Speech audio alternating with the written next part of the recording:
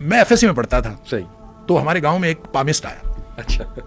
تو اس نے آ کے لوگوں کے لاہور سے پامسٹ آیا گاؤں میں، تو اس نے لوگوں کے ہاتھ دیکھنے شروع کر دیے. صحیح. تو جناب ہمارے تو گھر میں رش لگ گیا.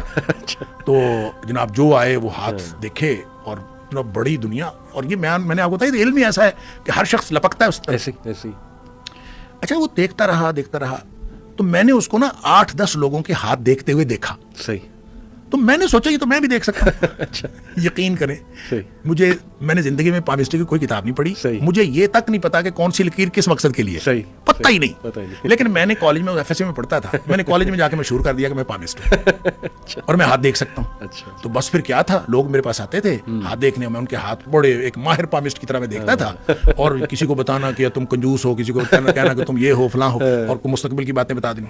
عاشق مزاج، خاص طور پہ اب جوان کو کہہ دیں گے عاشق مزاج تو فوراً یقین کر لیتا ہے. یہ نا کچھ چیزیں ہوتی ہیں. ہمارے گاؤں میں ایک حکیم ہوتے تھے، تو اللہ بخش فوت ہو گئے، تو وہ جس کی نبض دیکھتے تھے نا، جس نوجوان کی، اس کو کہتے ہیں تیرے مسانے میں گرمی ہے.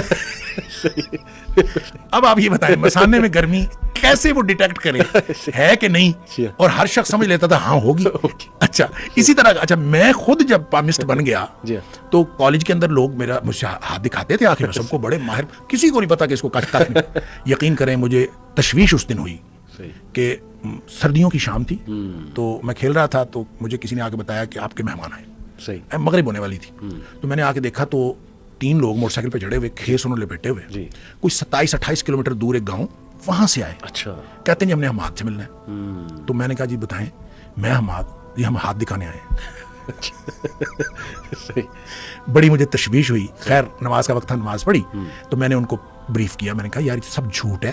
اچھا. مجھے بالکل کچھ نہیں پتا. تو میں کچھ بھی نہیں جانتا، مجھے کسی لکیر کا میں نے قسم اٹھا کے بتایا مجھے کچھ نہیں پتا. میں نے تو ایسے کالج میں شغل لگایا تھا. تو آپ نے کہتے جی نہیں ہمیں نا جس بندے نے بتایا وہ پکا بندہ ہے. اچھا. تو پکے بندے نے بتایا. اچھا میری ساری تقریر سن کے میں نے بالکل صاف صاف بتایا کہ بالکل جھوٹ ہے، مجھے کچھ نہیں پتا. ساری تقریر سن کے اس کے باوجود مجھے کہتے ہیں پھر بھی ہاتھ تو دیکھو نا. اور یقین کریں پھر بھی میں نے ہاتھ دیکھا، اور میں نے اسی طرح جیسے میں کرتا تھا میں نے ان کو اسے اندازے تو اس کو میں نے بتایا، تو انہوں نے یہ کہا کہ ہاں تو ٹھیک ہی کہتا ہے. اچھا.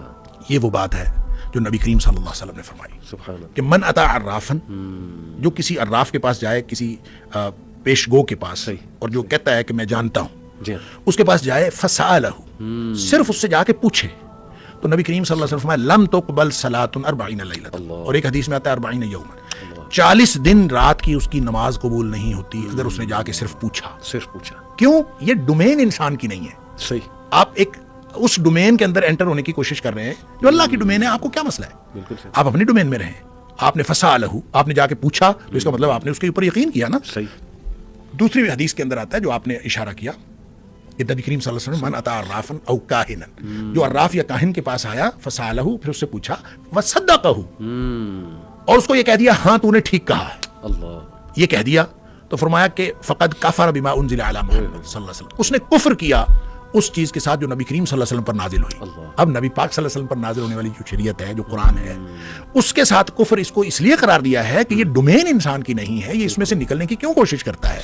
لہٰذا اپنی تک بندی کے اوپر یا اپنے تجربات کے اوپر، میں کہتا ہوں کسی کا تجربہ ہو، اس نے علم الاعداد کو پروف کیا ہوا ہو اپنے ایکسپیرینس سے، جی، اس نے علم نجوم کو پروف کیا ہوا ہو اپنے ایکسپیرینس سے، تو بھی کسی دوسرے کے لیے وہ دلیل نہیں بن سکتا. بالکل صحیح. اس لیے کہ اس کی بنیاد کوئی نہ سائنٹیفک ہے اور نہ اس کی بنیاد وحی الہی ہے. اس لیے آپ اس کو کہیں ہاں ٹھیک ہو سکتا ہے، اور وہ علم الاعداد سے تک بندی کرتے ہیں اور مختلف چیزوں سے تک بندی کرتے ہیں، ٹھیک ہے، وہ اپنا ان کا اپنا خیال ہے، وہ اپنے خیال کو درست سمجھتے بھی ہوں تو ٹھیک سمجھتے رہیں، لیکن اس کو علم بنا کے لوگوں کے سامنے پیش تو نہ